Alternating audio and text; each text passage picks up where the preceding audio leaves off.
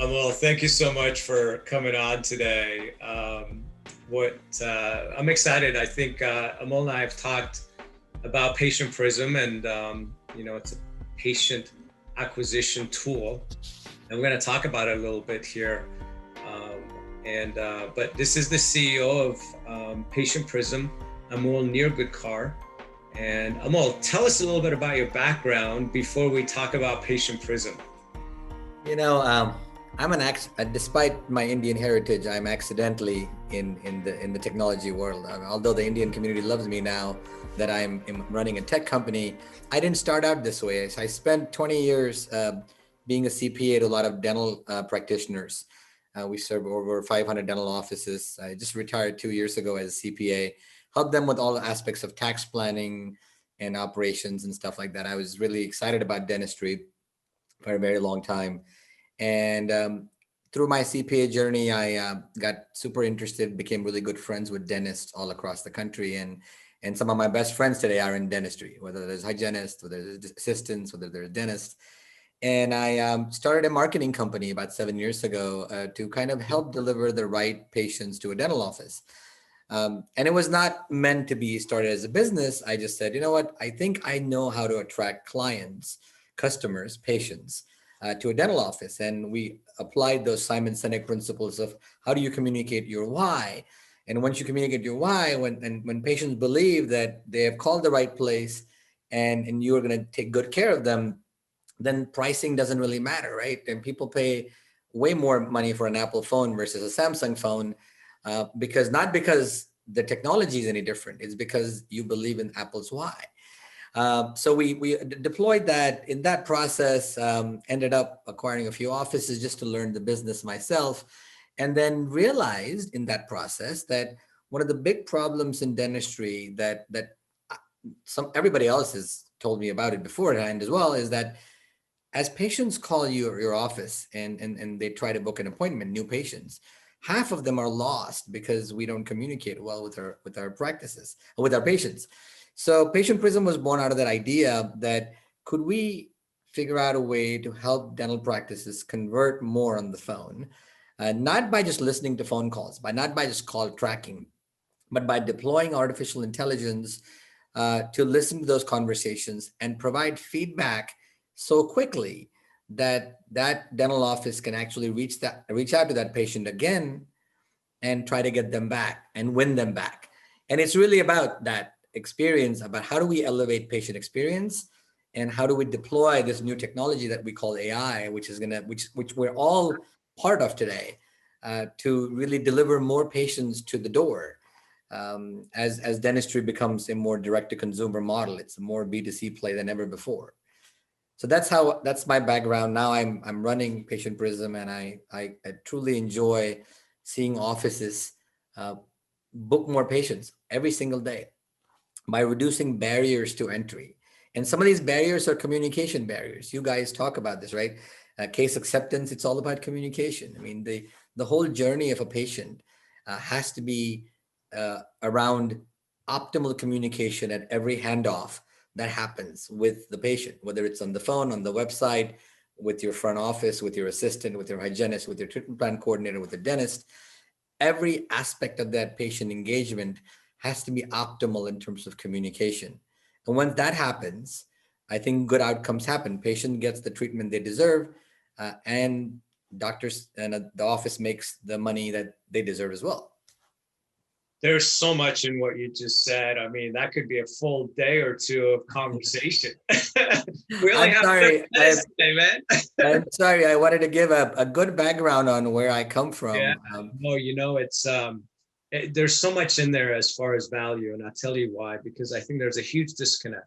You said you started as a marketing company when you started kind of, pushing forward from your CPA. I started as a marketing company too in 2014, when I started to kind of push away on ways that I can help a dentist. And I think here's the disconnect. The disconnect is we get to an external marketing company and we say, okay, well, bring us new patients. And then the marketing company says, okay, I'm going to bring in new patients. And then boom, from that moment, when the lead or the call or whatever it is that comes into your place of business, now everything falls apart.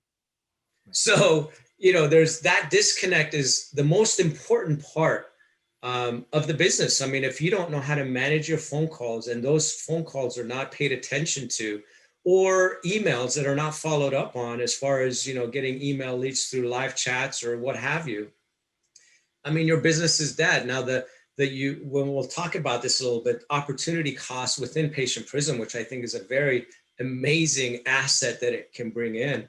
And we'll talk about that some, but that disconnect, I think, is the number one thing that doctors need to realize, that it's many times not the marketing firm's fault. You'd be surprised. Look at your missed calls and look at how many calls your marketing team brought into you for $2,000, $3,000 or $5,000 a month, whatever that number is.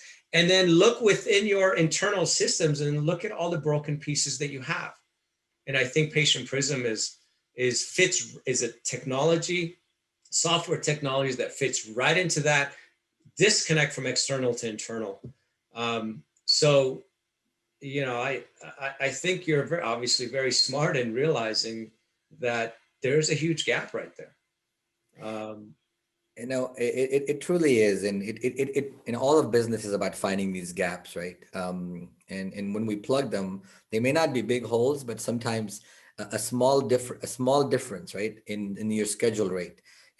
When a patient calls you, you got to schedule them. When you schedule them, they got to show up, and when they show up, they got to accept your treatment.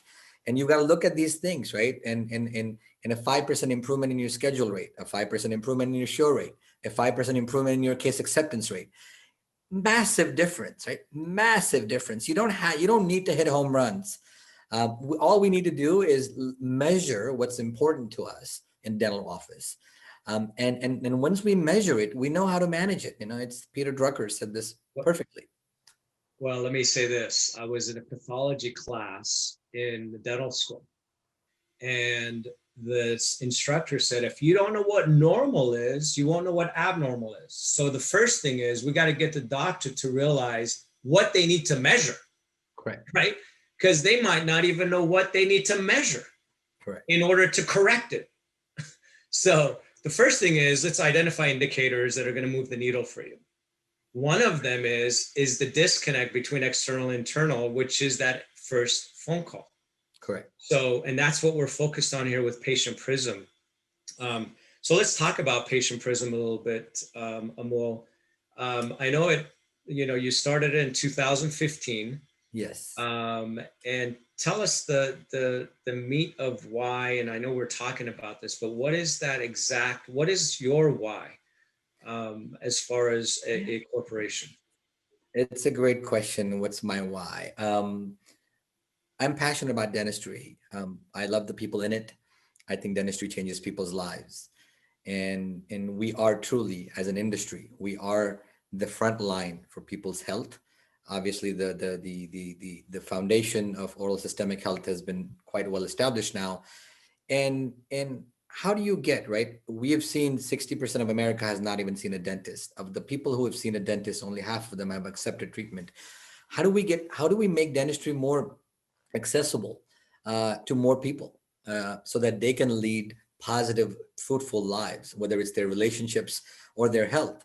And I get up every morning as the CEO of Patient Prism, knowing well that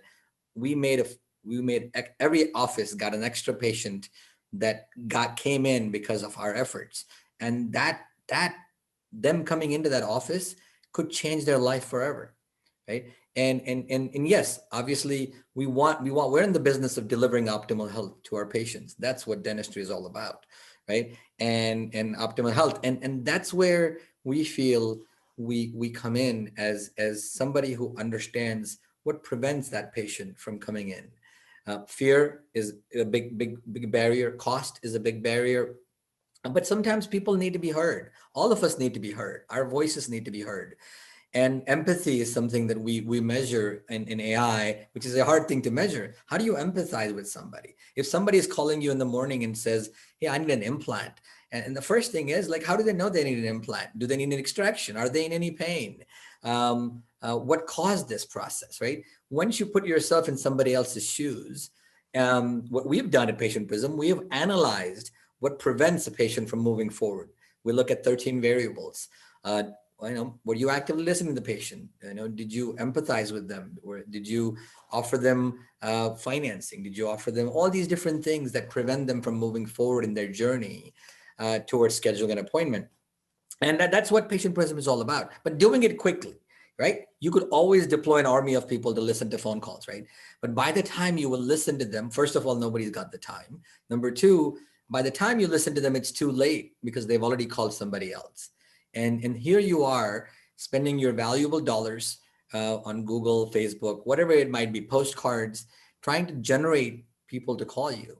And the last thing you want to do is first of all, not answer the call, or when you answer the call, create barriers to them. Tell them, oh, by the way, you called me, you need a crown, right? Oh, you may need a buildup, by the way. And you may need a root canal too. It might going to cost you $4,000. I'm like, really? Is that your job to diagnose that, right? And one of the things we coach a lot through AI and human coaching is that the job of the receptionist at the end, it's a sales job. And we think sales is a bad thing, right? It's not a bad thing. If you read Daniel Pink's To Sell is Human, he says, selling is the process of moving somebody from a worse spot to a better spot, right? When a patient calls you in pain, they need something else. When you're selling them, when you're moving them to optimal health from worse health, right? And you have to believe that. So it's a sales process. You're not an order taker when you're a receptionist. What you are is a salesperson, person that convinces that patient that they've called the right place. We have competent people here. It's not going to hurt them a lot physically, pain-wise. It's going to be cost-effective for them, and they need to come in and change their life. That's what we coach. We coach that very, very quickly. But really, this would have not been possible 10 years ago, Dr. Safarin. AI, natural language processing, and I'm going to actually show you guys a video that a futurist developed on what the impact of AI today is. And I think we should talk about that first, because we need to embrace this technology, whether we like it or not. It's coming. It's like the fourth industrial revolution, and how it's impacting us. We're already using it. When we order something on Amazon, AI is helping us understand what else we need to buy. When you order an Uber, AI is helping us optimally put the right Uber in our place. There's AI being used everywhere. But dentistry is where AI is coming to, whether it's in natural language processing, what we do. It's also coming in computer vision in terms of diagnosing caries and diagnosing margins and diagnosing whether you need a root canal. That AI is coming there too. And I think if we embrace that technology early on, I think we're going to be ahead of everybody in terms of making sure that we use it to get more patients in the door.